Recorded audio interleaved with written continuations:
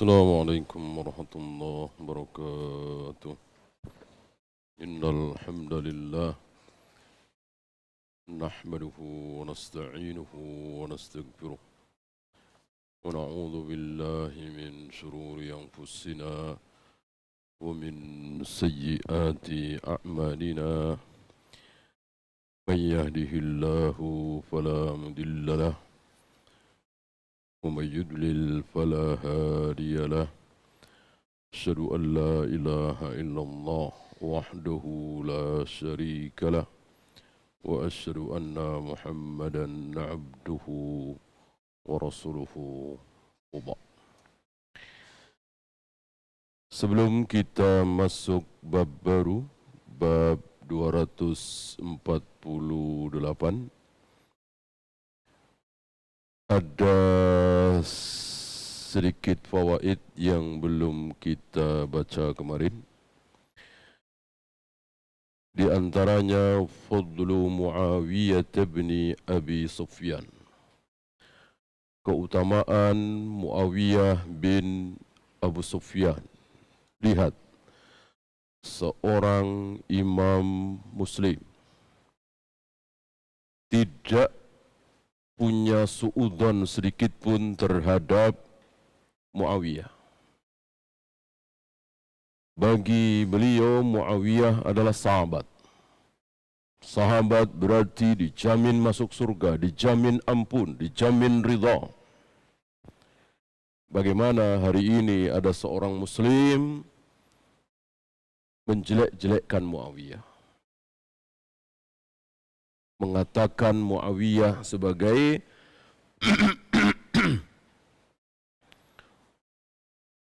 merampas hak Ali, haus jabatan, hidup dalam kemewahan, dan seterusnya dan seterusnya. Seandainya Muawiyah punya salah, maka dia adalah manusia, bukan malaikat. Adakah manusia yang belum pernah salah? Ya tidak ada. Tapi kesalahan beliau dan sahabat-sahabat yang lain sudah dijamin ampun. Taruhlah kesalahan itu besar dan besar sekali, sudah diampuni oleh Allah, mau ngapain? Sementara kita mungkin kesalahan di mata kita mungkin kecil, tapi Allah nggak ampuni, gimana? Dalam hal dosa, yang penting adalah diampuni apa tidak. Bukan besar dan kecilnya. Kalau sudah berbuat ya.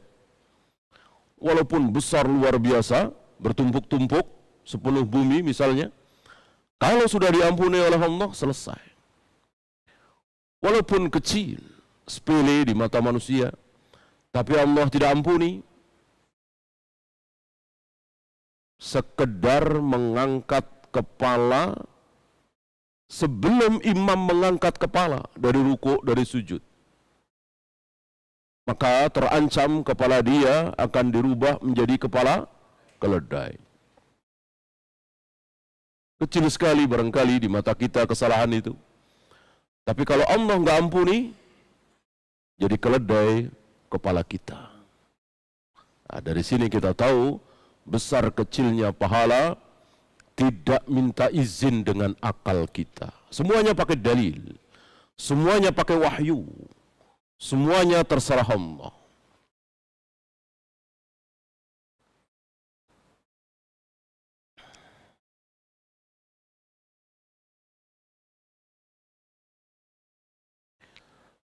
Satu lagi, as-sunnatu wahyun kana yanzilu biha Jibril ala Rasulillah sallallahu alaihi wasallam.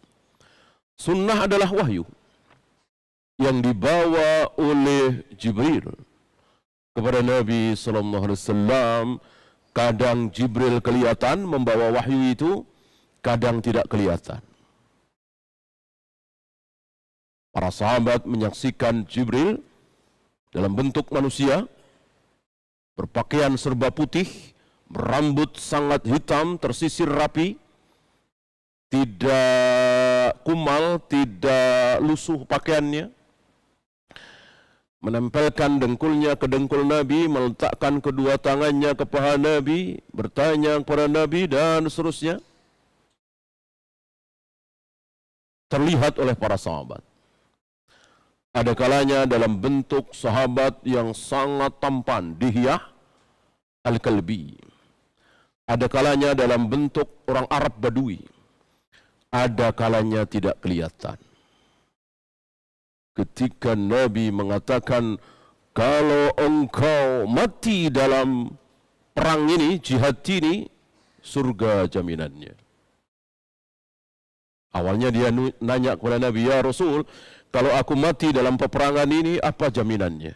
Nabi menjawab, surga. Langsung dia lari. Nabi mengatakan, jaminannya surga, seluruh dosa-dosamu diampuni. Kemudian lari menuju perang. Kata Nabi, sebentar. Kesini dulu. Lalu balik lagi, Nabi mengatakan, seluruh dosamu diampuni kecuali hutang. Barusan Jibril membisikkan kepadaku. Ini enggak kelihatan. Allah tidak mau Nabi berbicara tidak sempurna. Jangankan salah. Tidak sempurna, masih kurang, masih koma, belum titik. Allah tidak mau, langsung buru-buru Allah perintahkan Jibril untuk melengkapi, menyempurnakan kalimat itu. Orang yang mati dalam jihad, seluruh dosanya diampuni kecuali hutang. Apalagi salah. Kurang sempurna aja tidak dibiarkan, apalagi salah. Maka mustahil Rasulullah SAW berbicara salah. Tidak mungkin dibiarkan oleh Allah.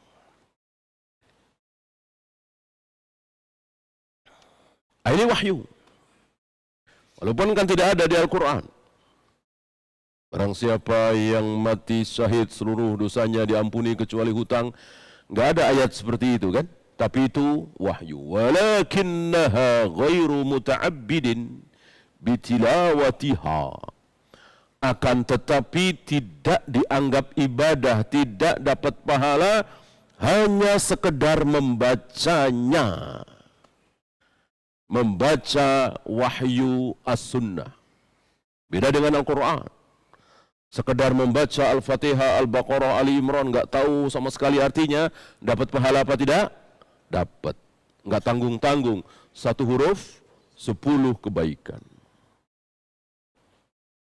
Sunnah tidak. Ghairu muta'abbidin bitilawatiha. Hanya sekedar tilawah, membaca, enggak dapat pahala. Wa innama bi ahkamiha. Dapat pahala kalau mengetahui ahkamnya, hukum-hukumnya, maksudnya, fawaidnya, dan seterusnya. Ya, kita masuk bab baru, 248. Babul zikri inda sabahi wal masa. Bab tentang zikir di pagi hari dan di sore hari. Seperti biasa, beliau bawakan ayat-ayat Al-Quran. Ayat-ayat terakhir dari suratul A'raf. Qala Allah Ta'ala, وَاذْكُرْ رَبَّكَ فِي نَفْسِكَ. Kitabnya adalah Rasulullah SAW. Ya Muhammad, sebutlah nama Allah, Rabbmu, fi nafsika, dalam dirimu. Artinya bukan di hadapan manusia berceramah, tidak. Di hadapan Allah, berdua. Tadarru'an wa khifatan, dengan tadarru', merendah, melemah, wa dunal jahri minal qaul, bukan dengan suara keras. Ini hukum asal, zikir. Hukum asal zikir dengan suara lemah, lirih, wa dunal jahri minal qaul, bukan dengan suara keras. Hukum asal. Nah, sesuatu itu bisa keluar dari hukum asal apabila ada sesuatu. Ya. Nabi pernah membaca bersama para sahabat, didengar oleh Ibnu Abbas, tidak jauh dari situ. Ibnu Abbas belum sholat waktu itu, masih anak-anak. Astagfirullah, astagfirullah, astagfirullah. Allahumma antas salam, wa minkas salam. Gitu. Terdengar, jahar. Keluar dari hukum asal ini. Kenapa? Lid ta'alim. Dalam rangka beliau mengajarkan kepada para sahabat, zikir itu seperti ini. Karena beliau mengajari solat sambil solat. Beliau mengajari zikir sambil zikir. Beliau mengajari wudu sambil wudu. Beliau mengajari manasik haji sambil manasik haji. Dan begitu seterusnya. Nabi tidak memberikan pelajaran secara teori. Ya. Kalau mau sholat, pertama takbiratul ihram. Nah, nanti setelah takbiratul ihram, sedekapnya begini ya. Pas sedekap ini baca begini ya. Ayo apalin atau tulis. Nggak ada. Nggak ada riwayat seperti itu. Nabi cukup mengatakan, sallu kama ra'aitumuni usalli. Salatlah kalian persis seperti caraku salat. Maksud Nabi, kalau aku lagi salat, liatin. Ikuti contoh. Maka Nabi pernah salat di atas mimbar. Di anak tangga tertinggi. Beliau berdiri di situ, rukuk di situ, i'tidal di situ. Begitu sujud, beliau turun. Dengan mudahnya beliau turun. Karena tangganya landai. Ya. Kalau seperti ini agak susah kayaknya ya. Turunnya agak susah, kurang landai ya. Anjlok gitu. Landai ya, turunnya enak. Sujud di bawah. Selesai sholat, beliau katakan, sengaja aku sholat di atas mimbar agar kalian lihat bagaimana caraku sholat. Inilah Nabi SAW mengajarkan ibadah sambil ibadah. Dan begitulah sebaik-baik pengajaran. Nggak usah teriak-teriak, nggak usah nyuruh-nyuruh, tapi dengar azan langsung ambil air wudhu, sholat, insya Allah anak-anaknya ngikutin. Ya. Tapi kalau dia sendiri nggak pernah sholat berjamaah di masjid, azan masih cuek saja, meneruskan kerjaan, nonton, ngobrol, ya gimana anak-anaknya mau ngikutin? Ya. Maka keberhasilan dakwah keluarga diawali oleh orang tuanya. Mencontohkan, ya, bukan sekedar menyuruh.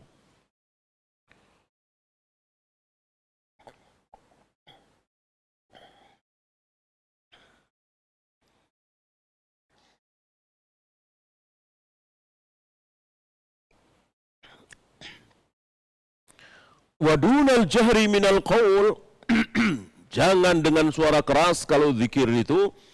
Ini adalah hukum asal zikir. Jadi pelan. Jika ada yang keras, sekali lagi ada sesuatu atau ada dalil. Ada dalil khusus. Apa misalnya? Takbir, Idul Fitri, Idul Adha. Kemudian talbiyah. Labbaik Allahumma labbaik, labbaik la syarika lak labbaik. Ini tidak sir, tapi jahar. Dikeraskan. Termasuk takbir, Idul Fitri, Idul Adha, Idul Adha kan berhari-hari, ya kan? Di pasar, di jalanan, ketika duduk-duduk, ketika nunggu pesawat, ketika nunggu kereta, ketika nunggu bus, Seandainya ini diamalkan luar biasa. Sayang kaum muslimin, beberapa hari itu Idul Adha, zikirnya cuma di masjid. Jadi kebesaran Allah zikir cuma nampak di masjid. Antum masih ingat Ibnu Umar sampai sengaja masuk pasar di hari-hari Mina itu. Masuk pasar 11, 12, 13.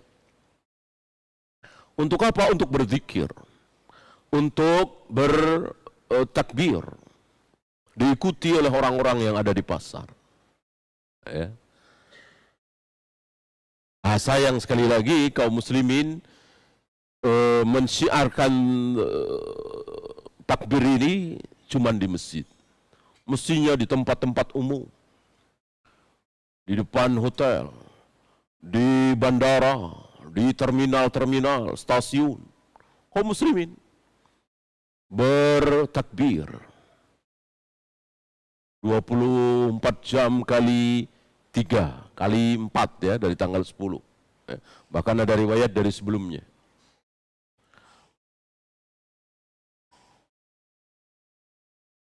Kenapa mesti mengambil waktu yang sudah ada zikirnya? Yaitu habis salat. Habis salat kan sudah ada zikirnya. Astagfirullah, astagfirullah, astagfirullah. Allahumma antas salam, minkas salam. Malah diambil waktu itu untuk takbiran. Ya. Bil gudwi wal asal. Di waktu pagi dan petang. Asal jamak dari asil. Apa asil? Ma bainal asri wal maghrib. Waktu antara asar dengan maghrib. Setelah asar, sebelum maghrib. Itu disebut asil. Jamaknya asal. Pagi dan petang. Nanti ada tafsirnya, apa yang dimaksud.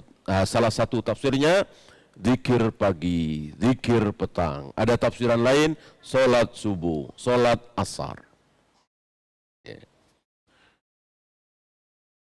Wala takum minal ghafilin, janganlah kalian menjadi orang-orang yang lalai.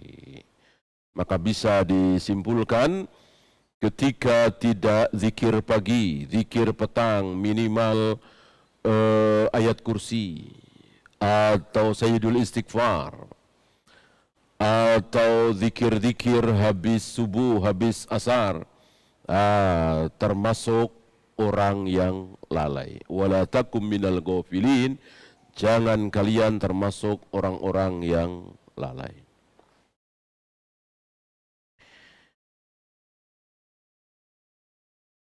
Sedikit tentang riwayat Ibnu Abbas tadi, dan ini tuh ada di Bukhari, Muslim dan lain-lain. Sebagian saudara-saudara kita salah faham. Mereka menyimpulkan berarti zikir berjamaah beramai-ramai sudah dicontohkan oleh Nabi dan para sahabat. Orang kalimatnya seperti itu. Kuntu a'lamu. Aku tahu. Aku tahu, tapi dengan fi'il madhi kana. Dengan fa'il ana, kuntu kan. Dulu aku tahu salat berjamaah itu sudah selesai. Aku tahu ketika apa? Ketika aku mendengar Rasul dan para sahabat beristighfar, bertasbih, subhanallah, subhanallah, subhanallah, bertakbir, Allahu Akbar, Allahu Akbar. Nah, disimpulkan oleh saudara-saudara kita, berarti zikir berjamaah dengan keras sudah dicontohkan oleh Rasul dan para sahabat. Mereka lupa bahwa Ibnu Abbas mengucapkan kalimat ini dengan fi'il madhi karena dulu, itu dulu. Dulu waktu aku masih kecil, waktu baru-barunya disyariatkan sholat berjamaah. Kira-kira begitu. Dulu. Sekarang nggak ada lagi. Ya, sekarang nggak ada lagi. Seandainya kebiasaan itu terus sampai Ibnu Abbas dewasa, kalimatnya tidak akan seperti itu. Kalimatnya akan jelas sharih bahwa salah satu sunnah kami para sahabat adalah zikir berjamaah dengan jahar selesai sholat misalnya. Kan kalimatnya enggak seperti itu. Dulu.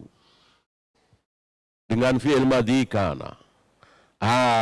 Kenapa dulu? Karena sekarang enggak lagi. Setelah para sahabat hafal semua, faham semua, tahu semua urutan zikir dan seterusnya, maka Nabi dan para sahabat kembali ke ayat ini 205 suratul A'raf ini. Kembali ke hukum asal. Apa? Zikir dengan tadarruan wa khifatan wa dunal jahri minal qaul. Lembut, lirih, berbisik, tidak dengan suara keras dan tidak berjamaah tentunya. Ya. Disinilah kaum salaf lebih jeli daripada sebagian saudara-saudara kita yang terlalu cepat menyimpulkan, oh berarti ada zikir berjamaah. Padahal yang benar tidak ada. Kalau itu sunnah tentu akan diteruskan oleh Rasul dan para sahabat.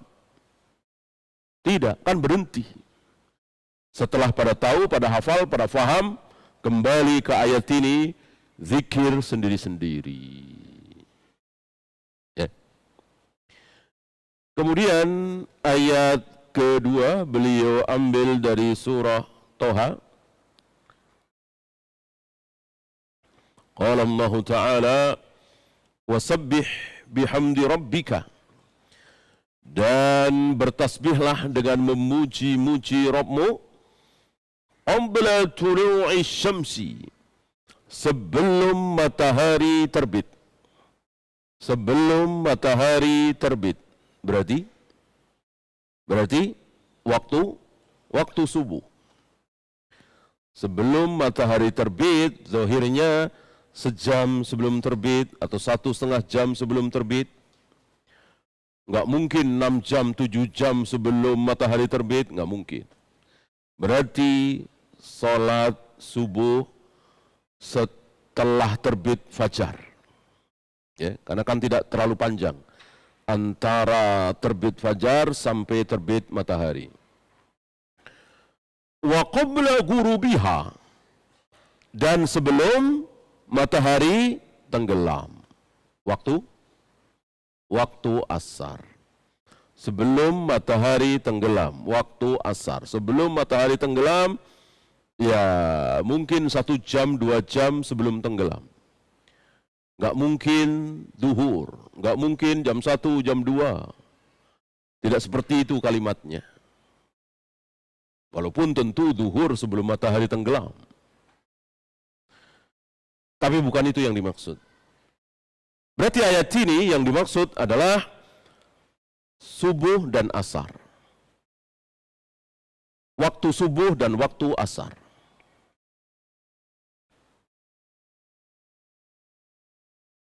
Yakni salat as-subhi wa salat al-asri. Salat subuh dan salat asar. Kama jaa fi sahihain, sebagaimana yang terdapat di dalam 2 kitab sahih Bukhari dan Muslim dari Jarir bin Abdullah, dia berkata, kunna julusan inda Rasulillah sallallahu alaihi wasallam. Waktu itu kami sedang duduk-duduk bersama Nabi sallallahu alaihi wasallam di malam hari. Kebetulan malam bulan purnama. Malam bulan purnama sekarang ini di tempat kita tidak begitu ketahuan. Jarang orang menikmati malam bulan purnama. Karena setiap malam terang di mana-mana. Di rumah, di masjid, di rumah sakit, di hotel, di jalanan, rata-rata terang dengan lampu listrik. Maka purnama enggak purnama, enggak ada perbedaan sepertinya. Berbeda di zaman Nabi SAW, atau mungkin zaman kita kecil dulu di kampung, listrik belum ada, nampak sekali bedanya. Ya. Habis sisa jam 8, jam 9, anak-anak lari-lari. Ya, main pentak umpet misalnya, menikmati bulan purnama. Kalau bukan bulan purnama ya nggak bisa, gelap gulita kan. Kunna julusan inda Rasulillah sallallahu alaihi wasallam fanadhara ila al-qamari lailatal badri. Waktu itu Nabi melihat ke atas, ke arah bulan purnama. Sedang bulat-bulatnya, pertengahan bulan. Waqal, lalu Nabi bersabda, innakum satarawna rabbakum. Sungguh kalian nanti akan menyaksikan Rabb kalian. Akan menyaksikan wajah Allah. Kama tarawna hadzal qamar. Sebagaimana kalian melihat bulan purnama ini. Apakah beliau sedang tamsilkan, menyerupakan, mengkiaskan wajah Allah dengan bulan? Tidak. Tidak. Tapi beliau sedang mengkiaskan apa? Keadaan cara melihat Allah sama dengan kita melihat bulan. Bukan Allah dengan bulan disamakan, tapi cara melihatnya. Maka dijelaskan la tadammuna fi ru'yatihi. Tidak menyilaukan, jelas, tidak berdesak-desakan, tidak samar. Artinya nampak jelas, tidak sakit. Kalau yang disaksikan matahari tentu silau, sakit. Yang disaksikan bulan purnama tidak sakit mata kita. Justru nikmat, lezat, bahagia, bangga, puncak kenikmatan ahlul jannah. Bisa melihat wajah Allah. Ya.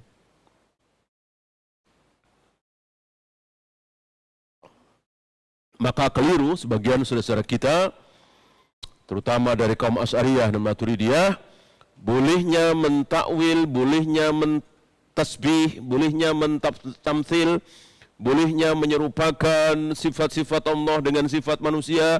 Ini dalilnya. Nggak bisa. Sekali lagi, Nabi tidak sedang mengkiaskan wajah Allah dengan bulan. Tapi Nabi sedang mengkiaskan cara melihat bulan dengan cara melihat Allah. Sama-sama nikmat, sama-sama lezat, sama-sama tidak menyilaukan dan seterusnya. Fa in istata'tum alla tughlabu ala salatin qabla tulu'i syamsi wa qabla ghurubiha faf'alu. Jika kalian sanggup untuk melaksanakan sholat sebelum matahari terbit dan sholat sebelum matahari tenggelam, maka lakukanlah. Kalimat ini, kalau yang dimaksud sholat subuh dan sholat asar, bukan bermakna mustahab. Kalau kalian sanggup, lakukan, seolah mustahab. Kalau nggak sanggup, nggak apa-apa, seolah begitu kan? Tidak. Kenapa? Karena dalil kan bukan cuma ini. Banyak dalil. Penuh dalil yang menyatakan salat subuh, salat asar wajib. Wajib. Ya. Maka kalimat seperti ini tidak bisa langsung disimpulkan, oh nggak wajib. Ya. Kalau sekalian sanggup melakukan salat sebelum matahari terbit dan salat sebelum matahari tenggelam, kalau yang dimaksud subuh dan asar ya, tentu tidak bisa dimaknai bahwa itu mustahab. Ya.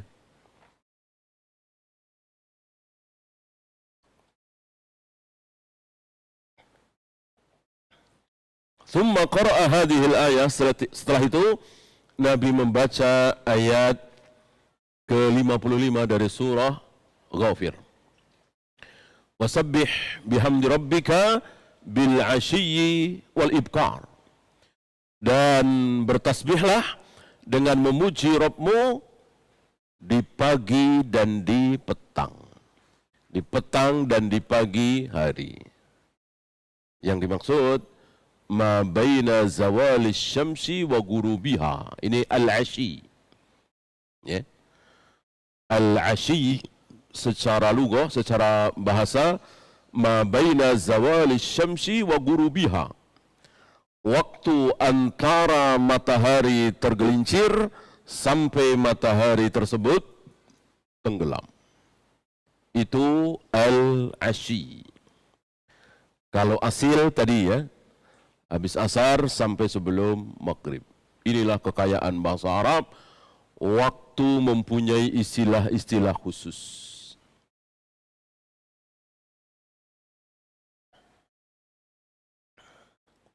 Di kita sepertinya tidak ada.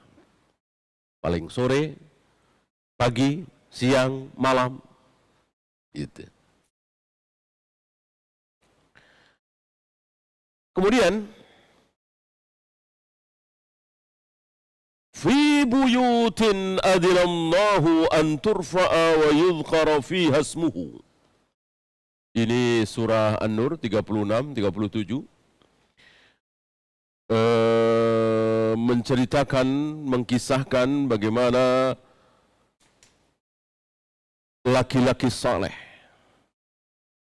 laki-laki saleh dipuji oleh Allah.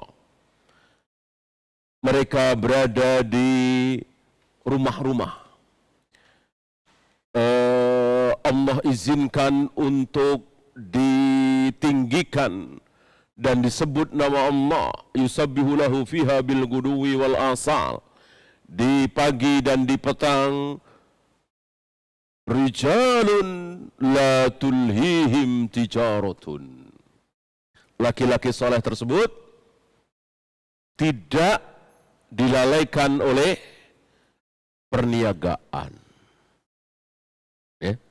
Dagang-dagang, bisnis-bisnis, jualan-jualan, rame nggak dosa. Tapi begitu adzan, tinggalkan. Ambil air wudhu, datang ke masjid, sholat berjamaah. Tidak dilalaikan. Walaupun bisnisnya luar biasa. Tokonya ada puluhan, bahkan ratusan misalnya. Dia mengurusnya, sibuk. Tapi begitu adzan, ambil air wudhu, datang ke masjid, sholat berjamaah. Ya. Laki-laki seperti ini dipuji oleh Allah. Bandingkan dengan laki-laki yang jangankan perniagaan toko puluhan ratusan. Ya. Cuma nungguin cendol misalnya, atau gorengan misalnya, ya. Itu lalai dia. Dia lebih milih nungguin cendol, gorengan, ya, daripada ambil air wudhu, datang ke masjid, sholat berjamaah. Ya. Dia lebih memilih itu. Sholat duhur bisa nanti jam 2, setengah 3. Sholat asar bisa nanti jam 4, setengah 5. Ini dilalaikan. Dari sini kita tahu bahwa tergantung orangnya. Bukan tergantung banyaknya bisnisnya, banyaknya perusahaannya. Kalau memang dia taat, walaupun perusahaannya ada belasan, ada puluhan. Kalau memang dia taat, dia tetap sholat berjamaah di awal waktu. Ya. Ya, lihat anak-anak muda, lebih ringan dari itu, sekedar main game, sekedar ngobrol, ya, sekedar chattingan, sampai melalaikan mereka dari sholat berjamaah. Ya. Lihat para sahabat. Antum kira para sahabat nggak punya kerjaan? Kerjaannya cuma sholat? Luar biasa para sahabat. Bayangkan sholat sampai gantian. Bukan saking sibuknya, saking bahayanya. Jadi dibagi dua. Yang satu bagian sholat, yang satu bagian siap dengan panahnya, siap dengan pedangnya. Karena di hadapan musuh. Lihat. Apalagi cuman bisnis, dagangan, nyawa ini kan. Nyawa kan, di depan musuh. Dan itu terjadi. Diimami oleh Nabi SAW. Pernah musuh ke arah kiblat, berarti semua menghadap ke sana. Sekalian sholat, sekalian menghadap musuh. Ya, dibagi dua saf. Saf pertama ruku, sujud dan seterusnya. Saf kedua terus berdiri, siap dengan senjatanya. Jaga-jaga kalau sewaktu-waktu ada serangan. Nah, nanti salam, Nabi melanjutkan untuk mengimami saf yang kedua. Gantian saf pertama siap dengan senjatanya. Kalau musuh tidak berada di arah kiblat, beda lagi, lain lagi. Harus ada satu kelompok yang menghadap musuh, satu kelompok sholat, menghadap kiblat. Itu para sahabat bersama Nabi SAW. Maka Allah bukakan pintu dunia seluas-luasnya untuk para sahabat. Kekayaan yang luar biasa Allah berikan kepada para sahabat. Bahkan superpower dunia hari itu Romawi dan Persia ditaklukkan oleh para sahabat. Karena begitu taatnya kepada Allah. Begitu taatnya kepada Allah sehingga Allah mencintai mereka. Maka Allah bukakan jalan. Kebalikan hari ini. Maksiat demi maksiat dilakukan oleh kaum muslimin. Jauh dari ketaatan. Apalagi kemaksiatan terbesar, syirik, kemudian bid'ah. Bagaimana Allah mau tolong?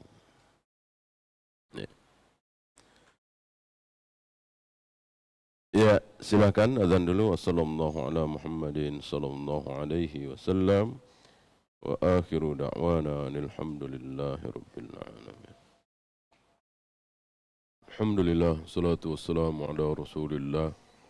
La haula wa la quwwata illa billah ba'd. Ada dua ayat lagi. Surat Sad 18. Qala Allah Ta'ala, Inna sakharnal jibala ma'ahu. Sungguh telah kami tundukkan gunung-gunung itu bersama dia. Dia siapa? Dia siapa? Daud alaihi salatu wassalam. Allah menundukkan gunung-gunung bersama Daud. Terlihat bagaimana gunung-gunung itu tunduk. Dan burung-burung itu mengikuti saat Nabi Daud melantunkan, mentilawahkan ayat-ayat Allah, firman Allah dalam Zabur. Belum ada Al-Quran kan? Belum ada Injil. Kitab yang Allah berikan, turunkan kepada beliau, Zabur. Sama dengan Al-Quran, sama dengan Injil, sama-sama firman Allah. Dibaca oleh beliau, ditilawahkan oleh beliau, tunduk. Dan luar biasa suara beliau. Tidak ada yang mau menyaingi ketika suara beliau terdengar. Saking indahnya, saking merdunya. Maka Nabi mengkiaskan suara Abu Musa al-Asy'ari saat beliau terpana, beliau kagum dengan kemerduan, keindahan suara Abu Musa al-Asy'ari. Saat Abu Musa salat malam membacakan ayat-ayat Al-Quran, Nabi keluar malam mendengarkan itu dari rumah Abu Musa al-Asy'ari. Dan pagi harinya Nabi mengatakan, engkau diberi seruling tenggorokan sebagaimana Daud. menyamakan keindahannya, kebagusannya. Bukan menyamakan persis, bukan. Maksudnya sama-sama indah. Bukan keindahannya sama persis, bukan. Sama-sama indah, sama-sama bagus, sama-sama merdu. Bukan kemerduannya sama persis, bukan. Ya. Bahkan ada riwayat di Ibnu Katsir, burung-burung tersebut yang bersuara ikut melantunkan salah satu mukjizat yang Allah berikan kepada beliau. Ya. Yusabbihna bil 'ashiyyi wal israq. Yusabbihna. Ini kan fa'ilnya bukan huwa. Bukan Nabi Daud. Yusabbihna. Hunna kan? Yajlisna, yaf'alna. Yusabbihna, fa'ilnya kan hunna. Jelas bukan Nabi Daud. Yang bertasbih di sini bukan Nabi Daud. Ya, tapi al-jibal, gunung-gunung itu, burung-burung itu, hewan-hewan itu bersama Nabi Daud. Luar biasa. Luar biasa. Ya.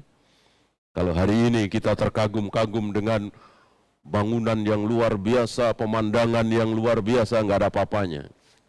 Dengan pemandangan ini, nggak ada apa-apanya. Luar biasa.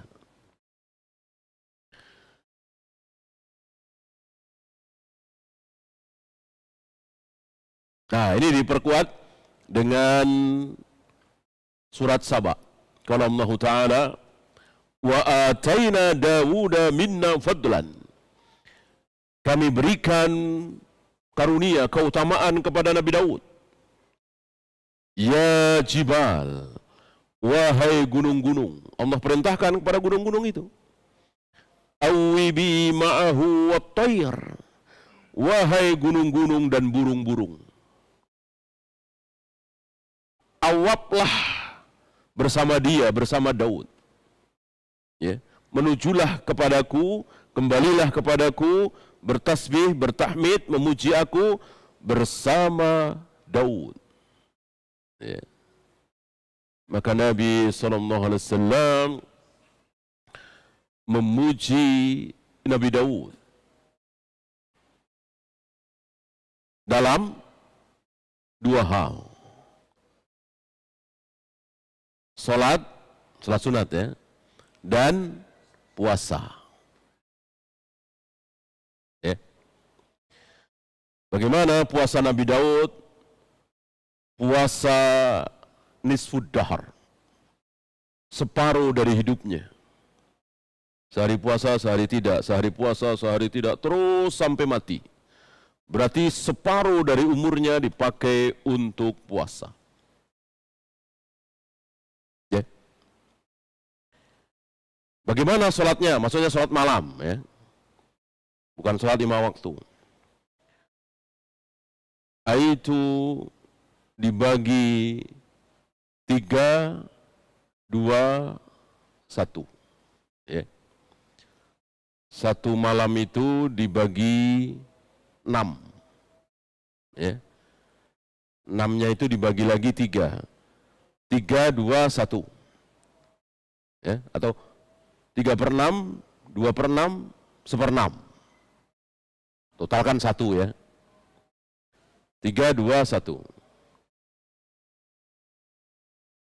Misalnya malam itu 6 jam, biar mudah ya. Malam itu misalnya 6 jam. Maka dibagi oleh beliau 3 jam, 2 jam, 1 jam. Ya. 3 jam pertama dipakai oleh beliau untuk tidur. Tidur. Kemudian bangun, sholat. Berapa? 2 jam. Ya. Kemudian tidur 1 jam. Kemudian sholat subuh. Ya. Ini yang dipuji oleh Nabi SAW.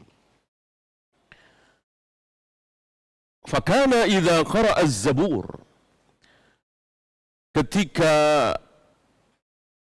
Nabi Daud membacakan kitab Zabur, mentilawah kitab Zabur, ajabathu al-jibal as-samikhat, gunung-gunung yang menjulang tinggi itu menjawabnya, ya, ikut mendengarkannya.